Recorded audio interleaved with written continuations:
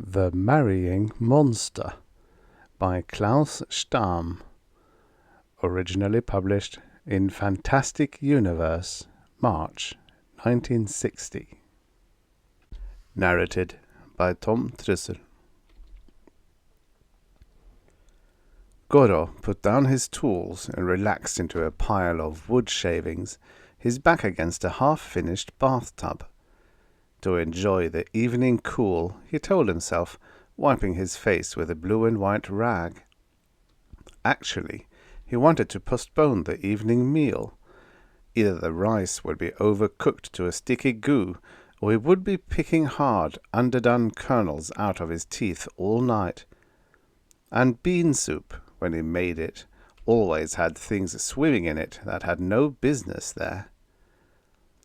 A night insect went weep, weep, weep. The sound, the night falling, and the thought of his own cooking made him think of his dead wife. She was a good cook, poor thing, he thought out loud. My, how I miss her. He gave a deep sigh. Oh, to have a wife again, a jolly round wife and a good cook, just like the old one, with perhaps the small exception that she would not eat a man out of house and home, and herself into the grave in the bargain. Had he said that aloud? Bad sign when a man talks to the night insects. Better to go into the house, better to eat rice and bean soup. He shuddered. He began to get up, and paused halfway, one hand against the wood of the tub, the other shielding his eyes. He peered into the forest that came almost to the workyard. Someone was coming through there. He heard it. He sat down again. Fireflies flitted among the trees. What if it were his wife's spirit? Would it be a chubby ghost? It should be. A woman walked out of the forest. She was tall, he noticed, watching her thread her way among finished and unfinished buckets and tubs, tall and slender, almost gaunt. She had her sleeves tied back out of the way with a white tasuki cord, as though ready for hard work, and her bare arms were wiry and capable-looking. She bowed. Goro scrambled to his feet, catching a splinter or two in his shoulder on the way up. He bowed. "Good evening," said the woman. "Is this the house of Goro, the cooper who wants a wife that does not eat too much and is a good cook?" Goro's eyes crossed, and his mouth fell open. His fingers scrabbled. "You do look unwell, like a starved goldfish," said the woman. "I don't mean to seem rude." "I haven't had dinner," said Goro, for want of anything brilliant to say. He felt wondrously helpless. Things like this did not usually come up in the tub-making business. "Naturally, poor thing. I'm sure you can't cook well either," said the woman, and Goro marvelled however she had guessed it. "Well, I can cook. I can do the work of 3 women. Into the house with you now, before you catch cold. Shoo!" She drove him ahead of her into the house. "I would say I'm quite charming," she said, closing the door behind them, "when one gets used to me. As for my name, why, wife, I think, will do nicely." And some time in the next few days, still with the feeling that he was being left out of things, Goro found himself married. The new wife was an excellent cook, and indeed did the work of 3 ordinary women. Dinner was never late, and the house was generally spotless. She spoke neither too much nor too little. On evenings when Goro came home discouraged, she always had some good remark ready about the tub-making business, how much artistry and labour went into a good bucket, how unreasonably little money went into the hard-working artist, cheering things, flattering things. Goro gained weight and was not unhappy. At meal times his wife ate a little more than a bird, but not quite so much as a large cat. The food bills went up and up. Goro gradually discovered that with the little eating going on, he was using up food at a rate to feed 6 or 7 coopers, together with a few aunts and uncles. Curious, he muttered. Very, and determined to investigate. One morning he made a great fuss about getting measuring equipment together. He told his wife that he was going to a village half a day's walk away to take measurements for the village headman's new tub. Then he went a short distance into the forest and waited behind a tree. When he saw his wife go to a nearby meadow to gather mushrooms, he flitted around to the back of the house. Hiding his tools behind the rear door, he crept inside. He shinnied up the center pole and flattened out against one of the big ceiling beams, and waited. His wife came back and put on the fire the largest pot in the house. From the storage bins she took about 5 pounds of rice and fell to washing it. She ladled out enough bean paste to nearly fill another big pot and made bean soup. Who, wondered Goro on his beam, is she expecting, and how many of them? He blinked again, his eyes rather rolled up. She had slid the kitchen door out of its frame and was using it for a dumpling factory, lining the dumplings up, lines and lines of rice dumplings like fat, well-paid soldiers. Then she stretched and peered about as if to make sure she had not forgotten something. Satisfied that she had not, she parted her hair and exposed the mouth in the center of her head. Goro made a circle of his thumbs and forefingers, trying to calculate the size of the thing, and nearly fell off his perch. It was fairly large. Into this crater his wife pushed dumplings by ones and twos, and they disappeared. To make certain, she washed them down with all the bean soup, ladles of bean soup. When she had disposed of everything, she waited a moment, expectantly. A cheery, satisfied rumble came from the top of her head. Burps, too, thought Goro. A regular volcano. Wonder if there'll be smoke. He was too interested to be frightened. But nothing further happened. She bound her hair back neatly, smiled, and left the house on some errand like any good wifely wife. Goro slipped down and out of the house, picking up his tools on the way. He went back into the forest, found a comfortable tree, and sat down against its trunk to smoke his tiny pipe and think. I must have married one of the monsters the priest and old men talk about, a Yamamba, a mountain mother. He nodded, bit his lip, and squinted his eyes. Now, why do you suppose they call them that? He asked a squirrel that sat upright near his left foot, like an attentive, furry little doctor. They come from the mountains, fine. But what's motherly about them? I do not understand. Squirp, said the squirrel, and ran halfway up the tree. From there it peered down and examined Goro's head.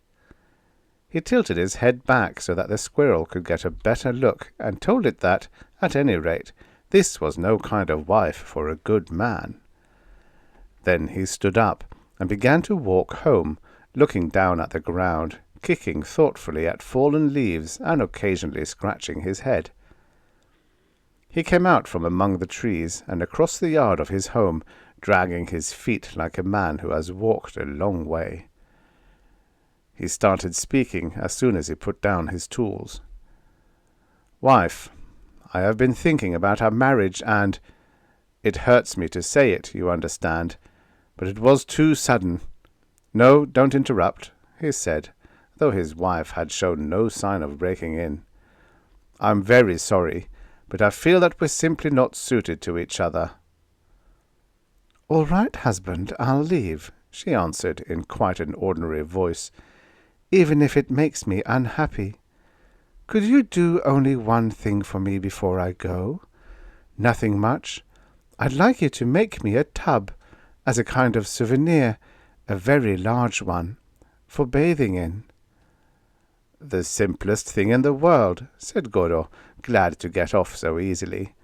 "I have one ready, it happens, the very one I was sitting against when you came out of the forest. A very sound tub, one of my best." "It has a lid, I hope," she said. "All of my tubs have lids," said Goro. "Well-fitting lids. Water stays warm in my tubs, even without a fire, once that lid is on. Come, I'll show it to you." He led her out to the tub. "See? There's the lid right up against it," he said, thumping the tub with his fist. "Feel that wood. Isn't it a beauty?" She looked into the tub and agreed that it was getting harder and harder to find real quality in tubs. "Too bad there's that large hole in it," she said. "Hole?" said Goro. "Hole? A hole in one of my tubs? Impossible! Where's that hole?" He put his hands on the edge to raise himself and peered over. "There, bottom right," she said. "Can't you see it?" "Oh, the bottom," said Goro, leaning further over the edge. "It's too dark to—" She seized Goro's trousers in a firm grip and heaved. "See," he finished, at the bottom of the tub. He was still wondering how he had gotten down there when the lid came down, bang, and it grew very dark. He felt the tub sail up, come to rest on something, and begin to move forward with an up and down rocking movement. It did not take Goro long, in his bucket-shaped night, to realize that the Yamamba, having no further reason to pretend a feminine weakness she probably despised anyway, had placed the tub on her head and was on her way home. To the mountain. "Excuse me," he called out. "Where are we going?" "To dinner," came his former wife's voice through the wood. It grated unpleasantly. He decided to ask no more questions. Deep into the woods went the Yamamba, cutting through thicket and underbrush, the tub jouncing easily on her head, up and up into the mountains. Tireless on her long, rangy legs, she travelled along dead, forgotten roads lined with gnarled, ugly trees.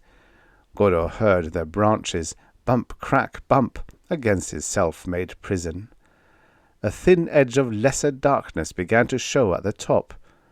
He hoped it was the first time the lid had slipped on a tub made by Goro. This sort of thing could ruin years of reputation. But it might mean a way out of the tub. The opening grew wider. Looking up, he was able to see a few stars. Did he imagine it, or was the tub slowing down? He hoped he was not going to be eaten immediately. The tub stopped and settled.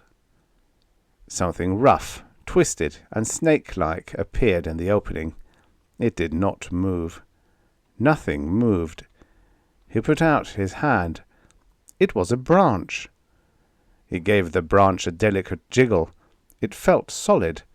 The Yamamba, he guessed, must have tired and sat down to rest against a tree.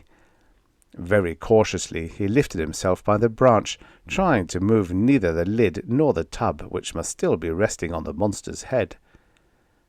He heard a faint snore. Top or forward mouth, he wondered. He pulled himself to his feet, trying not to breathe, and at last stood with his head out of the tub. The branch was thick, and the next branch, right above, looked dependable. Healthy wood. He appreciated that. Then came a few feet of bark. That would be hard climbing. But above that, 4 or 5 branches, almost a ladder. Further, it was too dark to see. He tensed, took a deep breath, then gave a push and sent the heavy lid crashing down on the sleeping Yamamba. Up she leaped, and the tub went flying. But Goro was already climbing from branch to branch. In a nearby tree some monkeys woke up and watched Goro's footwork with shame and envy. From the ground, the Yamamba stared up at him. It was a rare chance to see just what a Yamamba really wore for a face, and he decided it was not very attractive. Down below, the monster was letting down her horrible hair in a businesslike manner. "Dinner will be early," she said with a ghastly, girlish laugh. "I was getting quite hungry." She started up the tree, the top mouth opening and closing. There were teeth in it. "We Yamamba are very good with trees," she said, climbing steadily. "Don't climb any higher. It will only make you tired and sweaty and bitter to the taste. Say prayers instead, and become calm and delicious." "I hope I burn your tongue if you have one in there," said Goro, a little beside himself. "And try not to be such a chatterbox. You're making my head buzz." He did hear a distinct buzzing, a small roaring right by his head where he was holding on to a thin branch. He tried to move his hand away from the sound. Something small sat down on his thumb and set it on fire. "Youch!" he said loudly. "Tee-hee-hee!" went the Yamamba, coming up with an intimate rustling of leaves. Goro sucked his thumb, which had swollen surprisingly, and stared at the ball-like thing hanging only an arm's length away. The buzzing came from it. Very carefully he reached out to see if he would be able to grab it instantly. He thought the size would be about right. A hard, scaly hand with claws came groping through the branches. He moved his foot out of the way and waited for the head. It appeared, the top mouth gaping. "Tee-hee-hee," said the Yamamba, using both mouths. "Tee-hee-hee yourself," said Goro. "Have a goodie." And into the top of her head he dropped the buzzing ball. "Whatever it was, it had a bad taste, and your blood will wash it away," said the Yamamba. But just then the hornets woke up, highly irritated from lack of sleep. They flew round and round inside the Yamamba. A few of them tickled, most of them stung, and all of them together worked a havoc in the delicate equipment that makes up the Yamamba interior. The Yamamba made a noise like a frying, and a noise like a boiling, and a noise like nameless things running through the night with their ears on fire. She tumbled from the tree into the tub waiting below, and bounced about inside it, making unpleasant sounds too numerous to mention. Goro followed, but more slowly. He arrived in time to see the tub skipping and hopping at the edge of the road, which at that point was quite narrow. It teetered for a moment, and then sailed out in a gracious curve, trailing its uproar behind it. Goro kneeled and peered down. It was very dark. From far below came a soft boompity-boomp, then a mere whisper of a crash. Goro got up, shaking his head. He dusted his knees and went away down the road, growing smaller in the cold, lonely night. The end. Subscribe for your daily stories of futures past. And don't forget to check out the channel. There's hundreds of stories. Hundreds of stories.